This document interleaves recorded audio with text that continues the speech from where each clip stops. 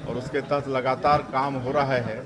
घरों में बिजली पहुंच रही है और हर तरह का जो सरकार की योजना है उसको वहां पहुंचाने का काम कर रहे हैं। और ये तो विकास विरोधी है, ये नहीं चाहते कि ऐसे दूरस्थ अंचल में घरों में मतलब राशन पहुंचे, उनका राशन कार्ड बने, उनको बिजली पानी मिले, उनके गांव तक सड़क मिले। ये विकास विरोधी।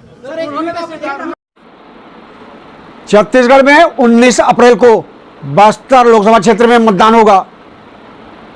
दुनिया के सबसे बड़े लोकतांत्रिक देश भारत देश, हमारे देश में लोकसभा चुनाव के लिए 7 चरणों में होने जा रहे लोकसभा चुनाव के लिए इसके साथ मतदान का सिलसिला शुरू हो जाने वाला है। छत्तीसगढ़ में बस्तर में निर्वाचन आयोग के द्वारा मतदान के लिए व्यापक तैयारियां की गई हैं। शांतिपूर्ण और निष्पक्ष चुनाव के लिए निर्वाचन आयोग के द्वारा यहां व्यापक तैयारियां की गई हैं। मतदान टीम में शामिल लोगों को मतदान केंद्रों पर पहुंचाया जा रहा है। दुर्गम क्षेत्र वाले मतदान केंद्रों पर मतदान टीमों को हेलीकॉप्टर से पहुंचाया गया है। बस्तर लोकसभा क्षेत्र के चुनाव में 14,72,000 से अधिक मतदाता अपने मताधिकार का प्रयोग करेंगे। हम आपको बता दें कि यहां पुरुष मतदाताओं की तुलना में महिला मतदाताओं की संख्या अपेक्षाकृत अधिक है। पुरुष मतदाताओं की तुलना में यहां महिला मतदाताओं की अपेक्षाकृत संख्या अधिक है। इस तरह से यहां कहा जा सकता है कि महिला मतदाताओं की भूमिका काफी निर्णायक साबित होने वाली है। इधर छत्तीसगढ़ राज्य में तीसरे चरण के चुनाव के लिए नामांकन भरा जा रहा है। बिलासपुर लोकसभा सीट से कांग्रेस के प्रत्याशी युवा देवेंद्र यादव ने आज नामांकन दाखिल किया। वे हजारों की संख्या में अपने कार्यकर्ताओं और समर्थकों के साथ नामांकन दाखिल करने पहुंचे थे। इस दौरान उनके कार्यकर्ताओं और समर्थकों में भारी जोश और उत्साह नजर आ रहा था। दुनिया के सबसे बड़े लोकतांत्रिक देश भारत में केंद्र में नई सरकार के गठन के लिए लोकसभा चुनाव हेतु 19 अप्रैल से मतदान का सिलसिला शुरू हो जाएगा। इसके पहले चरण में छत्तीसगढ़ में भी चुनाव हो रहा है। इस चरण में यहां की एक लोकसभा सीट बस्तर लोकसभा सीट पर मतदान होने जा रहा है। राज्य की मुख्य निर्वाचन पदाधिकारी श्रीमती रीना बाबा साहब कंगाले ने यहां चुनाव के बारे में जानकारी देते हुए बताया है कि इस सीट पर चुनाव के लिए 1961 मतदान केंद्र बनाए गए हैं। यहां चुनाव मैदान में कुल 11 अभ्यर्थी चुनाव मैदान में हैं, जिसमें 3 मान्यता प्राप्त राजनीतिक दलों के अभ्यर्थी भी शामिल हैं। बस्तर में 100 वर्ष से अधिक आयु के मतदाता भी बड़ी संख्या में है। निर्वाचन आयोग के अनुसार इनकी संख्या 119 दर्ज की गई है।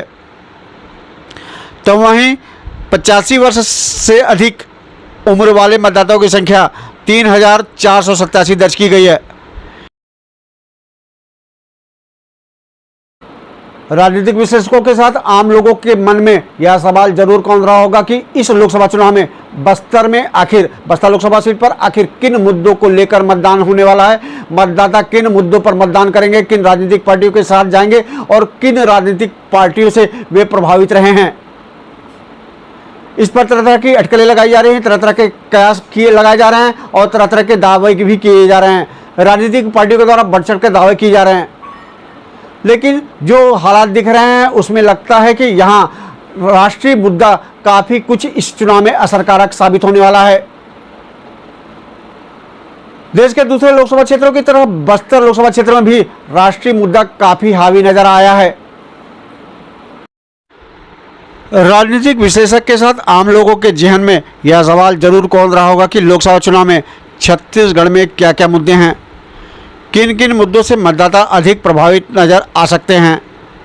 तो हम आपको बता दें कि राज्य के दूसरे इलाकों में जो मुद्दे हावी रहे हैं वे ही सारे मुद्दे वहाँ के मतदाता जिन मुद्दों से प्रभावित रहे हैं वे ही मुद्दे उन ही मुद्दों से यहाँ के मतदाता भी प्रभावित है। यहाँ भी विकास की बात होती है, लोग विकास चाहते हैं, युवा रोजगार चाहते हैं, महिलाएं आर्थिक आत्मनिर्भरता चाहती हैं। एक बात हम आपको और बता दें कि इस क्षेत्र के मतदाताओं ने पिछले विधानसभा चुनाव में 4 महीने पहले हुए विधानसभा चुनाव में मुख्य राजनीतिक दलों के चुनावी घोषणा पत्र का इंतजार किया था, उसकी बारीकी से समीक्षा की थी और उसके आधार पर भी मतदान किया था। देश के दूसरे लोकसभा क्षेत्रों की तरह यहाँ के इस लोकसभा चुनाव में राष्ट्रीय मुद्दों पर मतदान होने की अधिक संभावना है।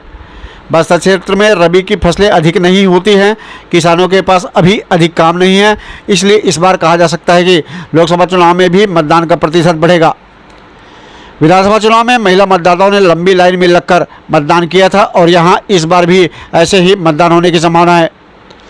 अभी कांकेर में नक्सलियों और सुरक्षा बलों के बीच हुई बड़ी मुठभेड़ में सुरक्षा बल को नक्सलियों के खिलाफ जो बड़ी सफलता मिली है उसकी भी यहाँ काफ़ी चर्चा हो रही है और इसका भी मतदान पर काफ़ी असर देखने को मिलने की संभावना है। बस्तर लोकसभा क्षेत्र में होने वाले मतदान की पल पल की गतिविधियों पर नजर रखने के लिए मुख्य निर्वाचन पदाधिकारी के कार्यालय राजधानी रायपुर में नियंत्रण कक्ष स्थापित किया गया है। जब मतदान के मुद्दे की बात हो रही तो हम आपको एक बात बता दें कि पिछले विधानसभा के चुनाव में यहाँ मतदाताओं में काफ़ी जागरूकता दिखी है। बस्तर के अंदरूनी इलाकों में भी मतदाताओं में जागरूकता दिखी है और एक सबसे बड़ी बात रही थी कि इस चुनाव जो 5 महीने पहले छत्तीसगढ़ में चुनाव हुआ था इस बस्तर क्षेत्र में यहाँ की विधानसभा सीटों पर मतदाताओं ने जो राजनीतिक दल के घोषणा पत्र हैं उनका बेसब्री के साथ इंतजार किया था और राजनीतिक दलों के घोषणा पत्र की समीक्षा की थी और घोषणा पत्र के आधार पर घोषणा पत्र में जो राजनीतिक दलों ने वादे किए थे उसके आधार पर यहाँ मतदाताओं को मतदान करते देखा गया था। तो कहा जा सकता है कि इस लोकसभा चुनाव में भी राजनीतिक पार्टी के जो घोषणा पत्र है भारतीय जनता पार्टी और कांग्रेस ने अपने घोषणा पत्र में जो वादे किए हैं उनकी भी मतदाताओं ने समीक्षा की है और उसके आधार पर यहाँ मतदान होते देखा जा सकता है। इधर छत्तीसगढ़ राज्य में तीसरे चरण में जिन लोकसभा सीटों पर चुनाव होने वाला है वहां नामांकन भरने का सिलसिला जारी है और आज कई दिग्गज उम्मीदवारों ने नामांकन दाखिल किया है। कांग्रेस के उम्मीदवार युवा देवेंद्र यादव ने आज नामांकन दाखिल किया। इस दौरान उनके कार्यकर्ताओं और समर्थकों में भारी जोश नजर आया। वे रैली की शक्ल में वहां पहुंचे थे जिसमें हजारों की संख्या में कार्यकर्ता और समर्थक शामिल थे।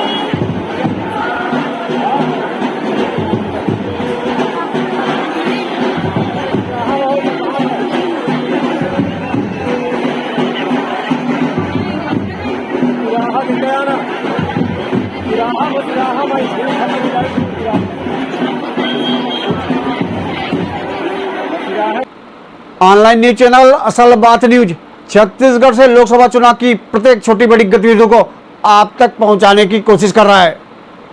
मैं हूं अशोक त्रिपाठी, आप हमारे साथ लगातार बने रहिए। नमस्कार।